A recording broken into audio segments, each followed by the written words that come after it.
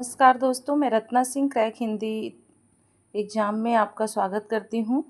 दोस्तों, जैसा कि हम आचार्य रामचंद्र शुक्ल की सीरीज पढ़ रहे थे, जिसमें हम आधुनिक काल पढ़ रहे थे। आधुनिक काल में हम प्रकरण 4 पढ़ रहे थे, गद्य का प्रसार, जिसमें से हमने 17 क्वेश्चन तक कर लिया था। आज हम क्वेश्चन नंबर 18 से शुरू करते हैं।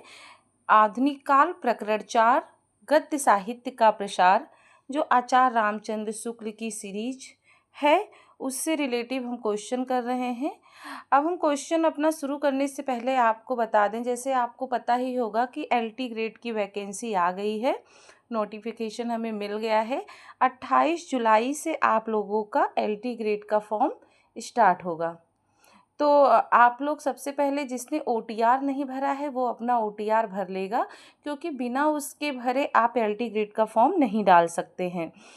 तो एलटी ग्रेड का फॉर्म देखिए, बहुत बड़ी खुशखबरी है। 2018 के बाद अब जाके ये वैकेंसी आई है, तो आप लोग जी जान से मेहनत कर लीजिए। और जो हिंदी विषय से जो विद्यार्थी हैं,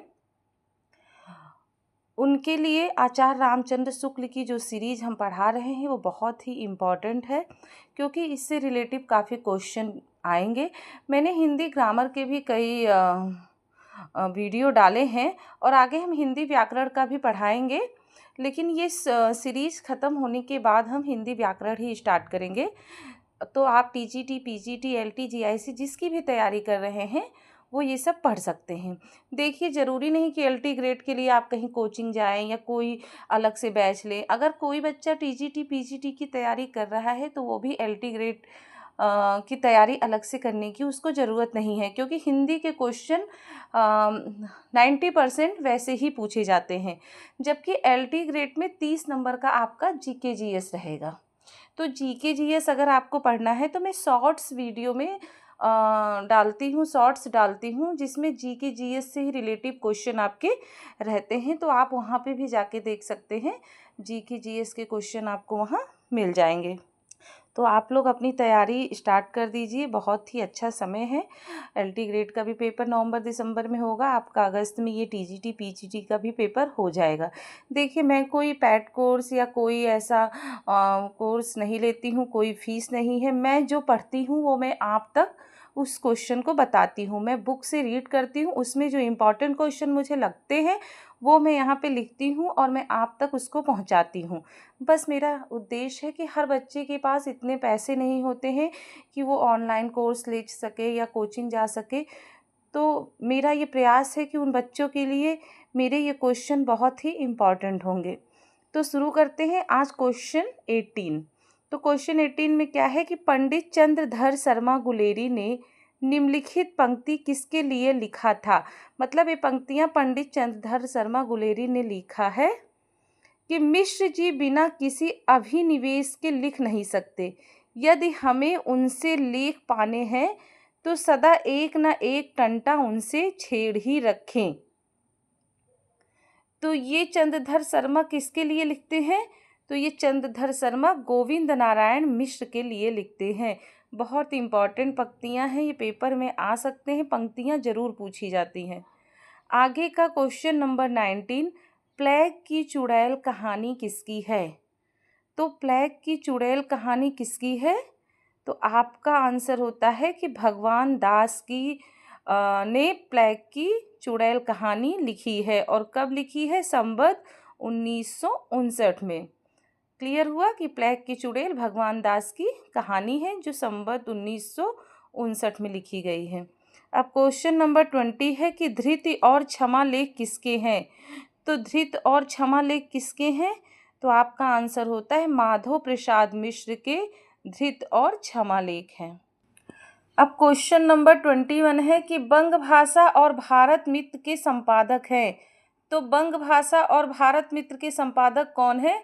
तो आपका 21 का आंसर होता है बाबू बाल मुकुंद गुप्त, जो है वो भंग भाषा और भारत मित्र के संपादक हैं। क्लियर हुआ? बहुत ही महत्वपूर्ण प्रश्न है, आप लोग नोट डाउन करते हुए चलिए। अगर आपको ये कहीं भी कुछ समझने में दिक्कत हो रही है तो आप कमेंट बॉक्स में कमेंट करके पूछ सकते हैं। क्वेश्चन नंबर 22, आचार्य रामचंद्र शुक्ल ने किस गद्य को समास अनुप्रास में गुथे शब्द गुच्छों का एक अटाला कहा है? शब्द गुच्छों का एक अटाला किसने कहा है? किस गद्य को कहा है आचार्य रामचंद्र शुक्ल ने? तो आपका आंसर होता है गोविंद नारायण मिश्र के। किस गद्य को कहा है कि समास अनुप्रास में गुथे शब्द गुच्छों का एक अटाला है? तो गोविंद नारायण मिश्र के गद्य को आचार्य रामचंद्र शुक्ल ने कहा है। क्लियर हुआ? 22 का ये आंसर क्लियर हुआ। अब 23 क्वेश्चन है कि हिंदी कोविद रत्नमाला भाग 2 में किसने संग्रहित किया? अब देखिए इसमें से 2 क्वेश्चन बनते हैं। हिंदी कोविद रत्नमाला के कितने भाग हैं? तो आपके 2 भाग हैं।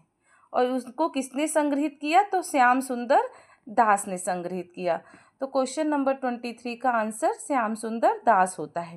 क्वेश्चन नंबर 23 का हिंदी कोविद रत्नमाला भाग 2 में किसने संग्रहित किया? तो श्याम सुंदर दास ने। क्वेश्चन नंबर 24, समालोचक पत्र के संपादक थे। तो समालोचक पत्र के संपादक कौन थे? चंद्रधर शर्मा गुलेरी थे और उनकी कहानी बहुत महत्वपूर्ण कहानी है, उसने कहा था। तो समालोचक पत्र के संपादक चंद्रधर शर्मा गुलेरी थे। क्वेश्चन नंबर 25, घटना इसकी ऐसी है जैसे बराबर हुआ करती है, पर उसमें भीतर से प्रेम का एक स्वर्गीय स्वरूप झांक रहा है, केवल झांक रहा है, निर्लज्जता के साथ पुकार या करा नहीं रहा है। किस कहानी में लिखा गया है? तो ये किस कहानी में लिखा गया है? ये आपका उसने कहा था कहानी में लिखा गया है और 1972 ईस्वी में लिखा गया है। अब आपका क्वेश्चन नंबर 26, उसने कहा था कहानी किस पत्रिका में छपी? तो उसने कहा था कहानी आपकी सरस्वती पत्रिका में 1915 ईस्वी को सब छपी। तो क्लियर हुआ? 26 का आंसर है सरस्वती पत्रिका में उसने कहा था कहानी छपी। अब क्वेश्चन नंबर 27 वेरी इंपॉर्टेंट है कि कानों में कंगना किस पत्रिका में छपी? तो कानों में कंगना किस पत्रिका में छपी थी? तो इंदु पत्रिका में छपी थी। देखिए इससे 3 क्वेश्चन बनते हैं। एक तो कानों में कंगना किस पत्रिका में छपी? तो इंदु पत्रिका में छपी थी। कैसा नाटक है? दुखांत नाटक है। और कांगनों में कंगना किसकी कहानी है? तो राधिका रमण सिंह की कहानी है। तो क्लियर हुआ? 27 का आंसर है कानों में कंगना, इंदु पत्रिका में छपी। क्वेश्चन नंबर 28, बंग भाषा में छोटी छोटी कहानी किस नाम से निकलती थी? तो बंग भाषा में छोटी छोटी कहानी किस नाम से निकलती थी? तो आपका आंसर होता है गल्प नाम से बंग भाषा में छोटी छोटी कहानी निकलती थी। अब क्वेश्चन नंबर 29 है कि लाला पार्वती नंदन उपनाम से कहानी किसने लिखी? तो लाला पार्वती नंदन उपनाम से कहानी किसने लिखी? तो आपका आंसर होता है गिरिजा कुमार घोष ने लिखी। अब क्वेश्चन नंबर 30 है कि आचार्य रामचंद्र शुक्ल ने मौलिक कहानी किसे माना है?